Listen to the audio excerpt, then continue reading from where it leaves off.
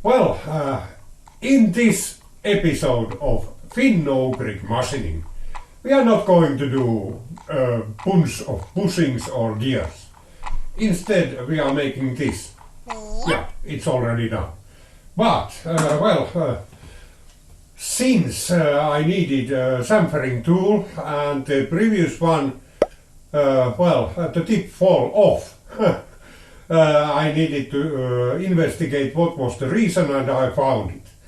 So, this episode is all about silver soldering, some grinding and milling, etc. How to make a tool like this properly. There is a lot of failures here and it will be fun in a way. So I show you my mistakes so you don't need to repeat them. The human nature is such that, you only learn about your own mistakes. Then it's really bad if you don't learn about those. Okay, so let's start.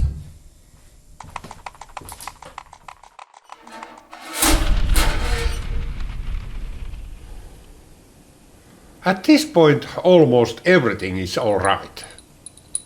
All needed surfaces are clean, there is a place for the bit, but there is no place for the silver solder itself.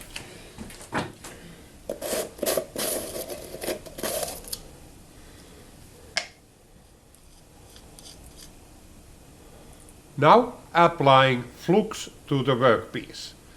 You can have too much flux. This is probably alright. Since I didn't have a place for the silver solder, I placed it like this.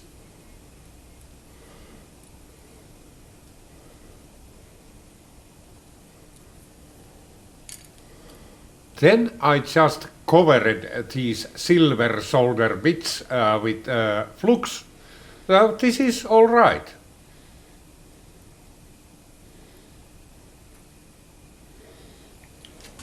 The flux started to accumulate when I applied it also to the bits. Yes, you must have it there. However, it all adds up.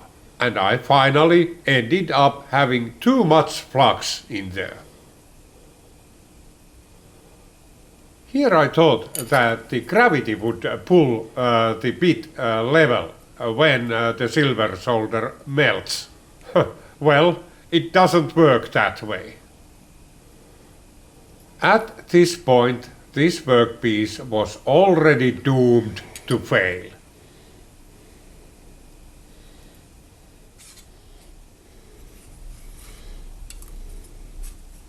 Placing my workpiece into a stone-cold oven made it impossible to succeed.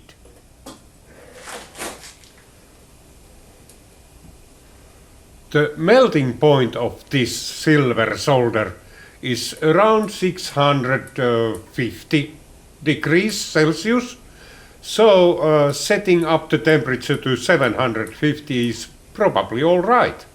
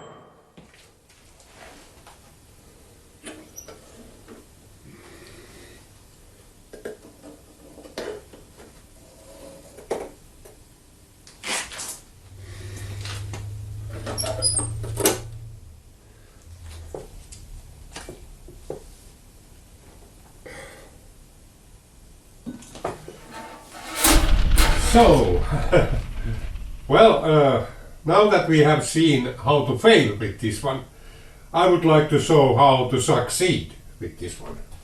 Well, I'm not entirely sure if this succeeds, but this is how I do it. So first of all, I was digging my trash bin and took this one and I filed it clean. The surfaces should be really clean, no oil, no dirt, nothing, just metal. And then I have, this is a carbide bit, which is, well, this type of square. So I will now put it here, like that. So, well, there is nothing that holds it in place actually. Hopefully you can see I actually ground it a little bit with carbide silicon wheel. I have one in my Dremel, which I used to take some of. It used to be like this, now it's like this. And then this here is the silver solder we are going to use. Well, then I apply some flux here. And now, how much? Well, for the first, not a lot. At least not a lot here. So I just wipe this so that we have something here. Not a lot. Very little actually. So an even layer of flux there, but nothing like a ton of it. And then I apply flux to this one as well, but again not a lot, just like a thin layer on the surfaces that should be. And then I put it like there, like that. Now we have it here. And then now I can use a little bit more flux. And this is, when I find a suitable piece here. Yeah. You know, here is a gap for this silver solder. I need my optimizers again. I cannot see. Oh yeah, okay. So I put the flux into this groove here. And then I have my silver solder in the same groove, like that. And then I cover this with my silver, with the flux, so that it doesn't oxidize. There you are. That's all the preparations we are needing here. Now we have very little flux in between there, and then a little bit more on top of this silver solder. Okay. Well, the next step, wait a minute, I put this flux away. So now we need to hold this somehow, because we are going to use torch. Let me zoom you out a little bit, like that. I'm going to use this vise, which is, well, it has seen better days, but yeah. And then I put it from the other edge, I just put it, well, in this case I need to put it horizontally, like this. Okay, now. And then I'm going to warm it using this torch. This is, well, it's a torch and the gas I'm using is propane. So, yeah, okay. Now let me set up something here. I will zoom you nearer to that point so that you can see what happens here. Well, now starts the interesting part. So, well, this is a stick I'm going to use when I'm trying to push this piece around. It's going to move because we don't there is nothing to hold it in place. So what we should now see, can I put it so that you really can see it when it happens? Like there maybe. Yeah, okay. At the very tip here, we should see the solder coming out to there. Then it has penetrated all the way through. That's what we should be seeing. So now, well, this flux contains water. And first we need to get rid of that water. I'm lighting up my torch here. And I'm using very tame flame here, not a lot. I'm heating the shaft. Oh, wait a minute, can I move it a little bit? Yeah. So I'm actually heating it far away from here. I don't want it to like boil in one go, because that would be really bad. Now we just wait it to warm up, so that the water boils off. That's all what I'm now wishing.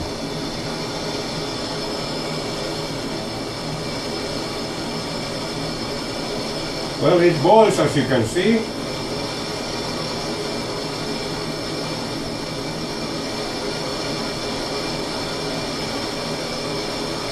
And usually it moves now, if it moves.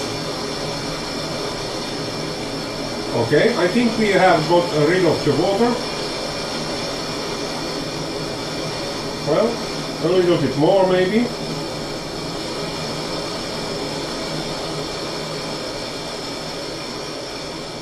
Okay, now I put a little bit more. And I'm still warming from the shaft. Because I want it to be warm here, not under there. And now I move gradually here.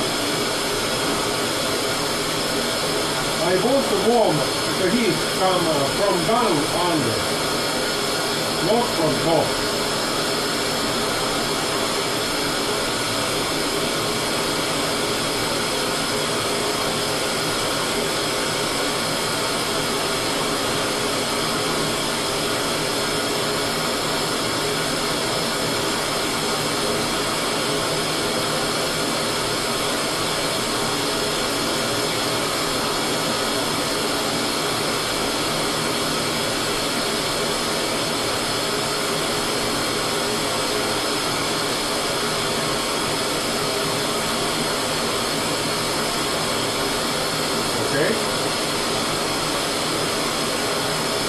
We are starting to get there.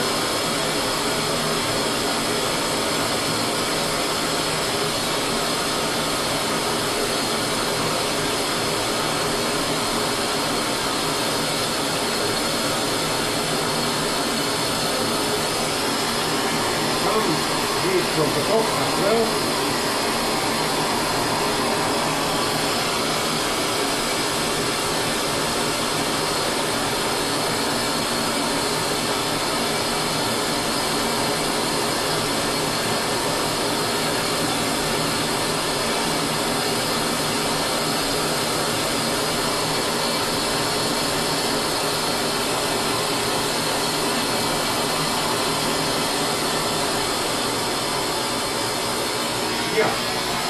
As you can see, we have the silver solder at the very tip there as well now. So it has migrated itself all the way through. You can also look in this side, you can see it very clearly.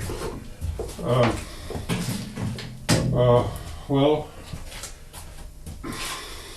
let me turn this in a way that you can see this side.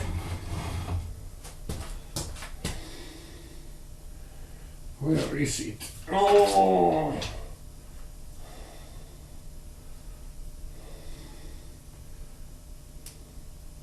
There. So, the silver solder has migrated all the way through here, and it's also wetted the iron really well, and it is down there. We will test this after it has cooled down. But yeah, this this is the way how you do it. In the oven you get the result is like it doesn't look very good. It looks like goat's ass. Sorry, goats. Yeah. So, how did we succeed with this one? Well, I would say, it looks really good. We have full penetration here, and all the way to the tip. Also on the tip you can see a tiny amount of silver solder there. But now the moment of truth really is whether it tolerates some hammering. And I know that this will actually loosen it. There is this type of silver solder is very brittle, and if you succeed really well with this one, it attaches to the metal in a way that this carbide bit will break when I now hammer it. So let's see. Well, seems to be really tough.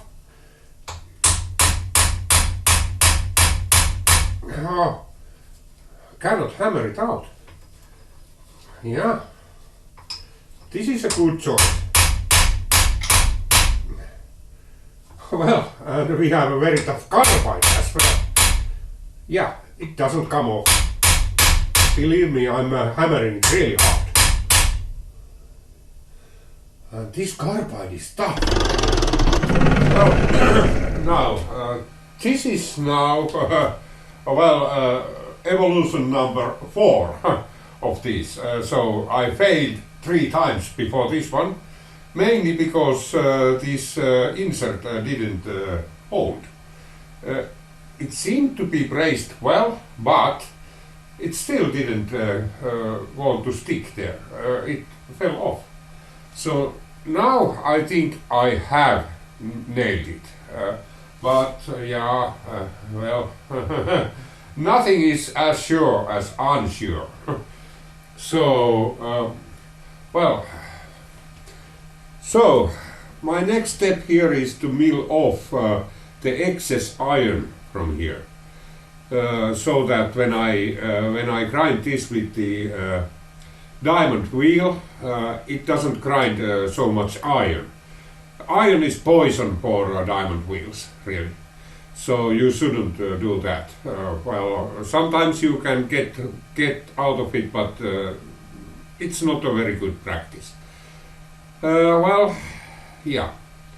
So I already did one corner here, so I have 3 more to go. This is the 1 and then 2 more.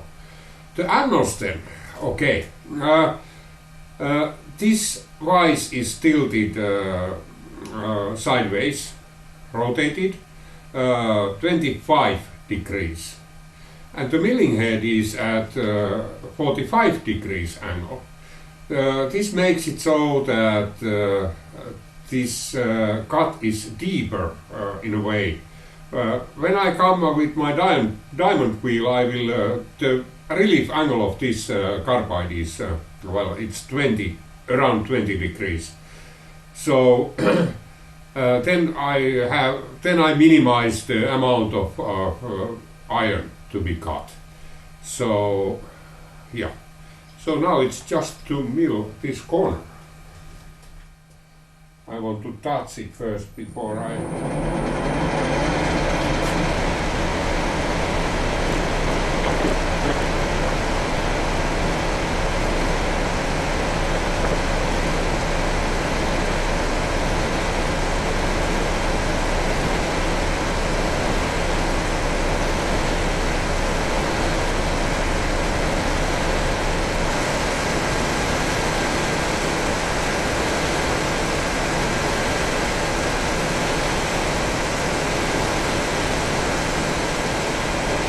And this is as near as I dare to go with this because, well, hitting the carbide with this one would be devastating.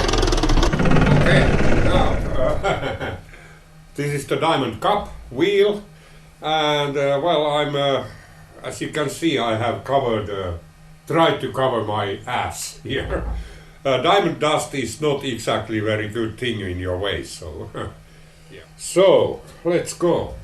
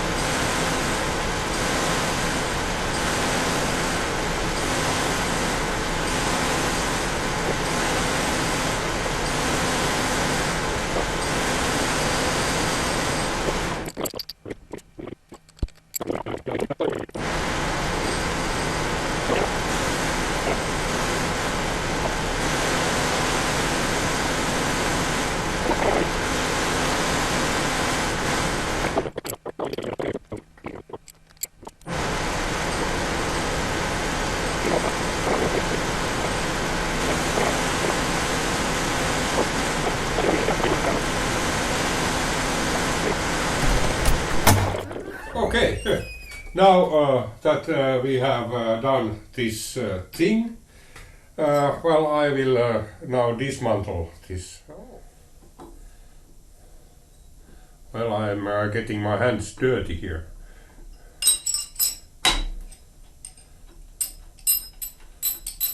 Yeah, this I made this. What is this then? Adapter. Well, it consists of a bushing, and then we have this piece which goes this way, and then we have this wheel which I will now put away. I got already like contaminated here. Oh man, that's horrific stuff. Okay, yeah. So I made this, and well, let's show you the rest of this. My knocker, and yeah, maybe not that one.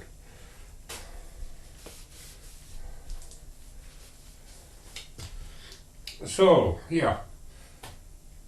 Well, there is a video about this, but nevertheless, this goes inside here. I have made many of these of different sizes. It goes into there. And then you have this which goes there, and then you have your cup wheel there in between. So, yeah, it's like this. And yeah, so I primarily made this for slitting sauce, but it works well with those kind of things as well.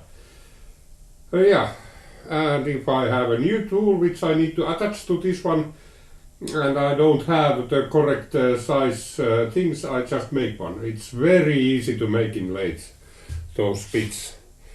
This was not easy to make. And this material was really amazing. The material was really horrific. This is from a power shaft of a lorry. And that's... okay. So now, let's debur this one. And there are also some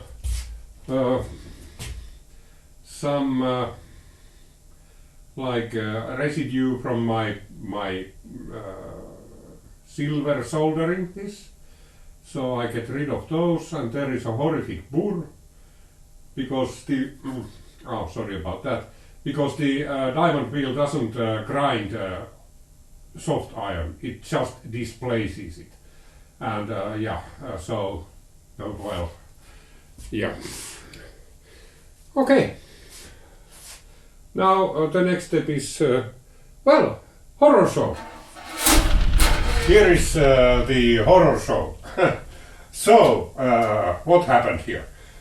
This was the first one I made, and I just had some flux, and then I had my silver solder there. This one I did put in a cold oven, a stone cold oven, which I then turned the heat on and waited until it like melted.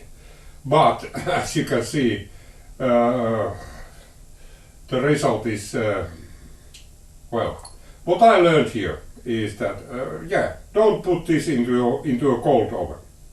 The next piece, I didn't put it into a cold oven. It was a little bit warmer, something like 500 degrees, and then I put it there.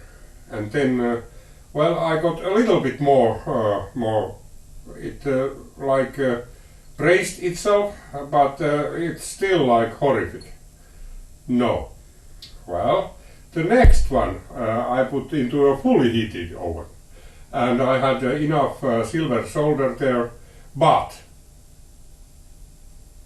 this one fell off, and yeah, you can see that it didn't bound, it only bound from here in a little corner and maybe on the background. So I was almost finished with grinding when it this tip fell off. So this is all garbage. Well, let's see if this tip. Well, I can. Yeah, you can hear. Yeah, it falls off like that. Yeah, it's garbage. So, and now the final, which I don't test this way. Let this thing happen in the lathe if it happens.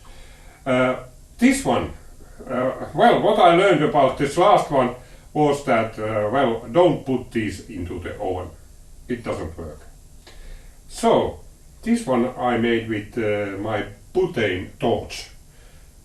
And the nice thing about this is, if you compare these, you can see that these have received a lot of heat.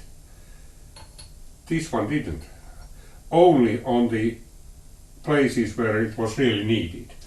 And there is also a technique how you heat this up with butane torch, which I have learned, and I'm pretty sure this bond is really, really good. So because I did see residue coming from the very tip of this thing into there, so it had penetrated all the way there. I hope. Well, only time will tell. If they fall off in the lake, then well, then I am. And yeah, so all in all, well, I'm not the guy who gives very easily up. So.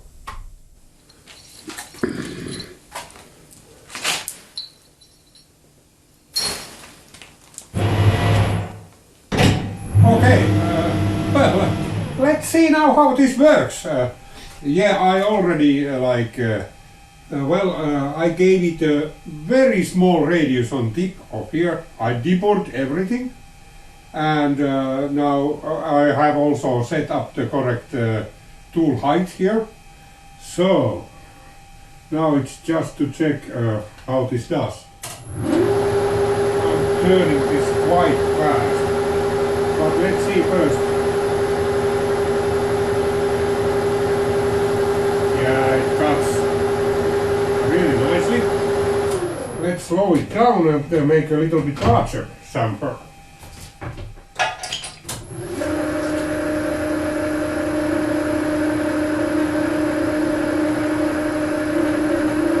Well, maybe we should use some oil, because I'm not satisfied with the surface finish.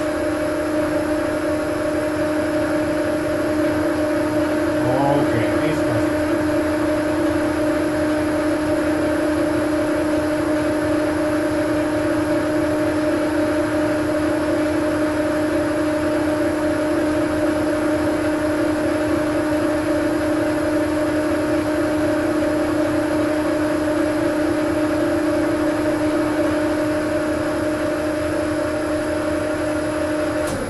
Okay, now let's see what it is like. Well, it's not bad, really. Oh, you get a better one with tilted compound, but that shall do. So, well, if you do outside chamfering, you use this tool like this. But when you want to do inside chamfering, then you turn it like this. And voila, you have a tool here to do that. Yeah, of course, when you do inside chamfering really, so you should lift the tool a little bit up before starting. This is to avoid rubbing. Well, that should cover it. Yeah, okay.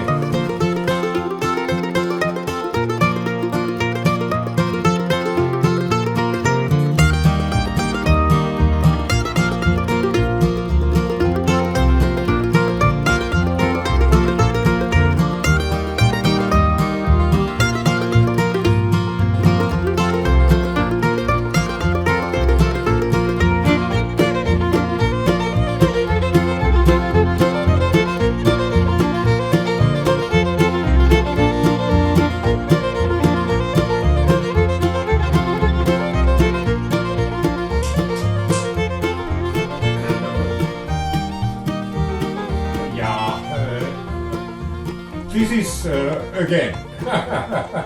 Well, there was a bunch of failures there, and this is now finally done. So I actually resorted to the old and trusty butane torch doing. You can control your temperature way better with this one, and well, the result is probably durable. I'm not sure.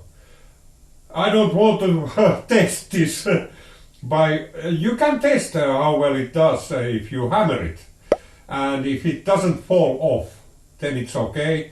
Actually, the bond should be so good that you can hammer it so much that the carbide breaks, but it doesn't let go the silver. So I hope that one is that type of thing.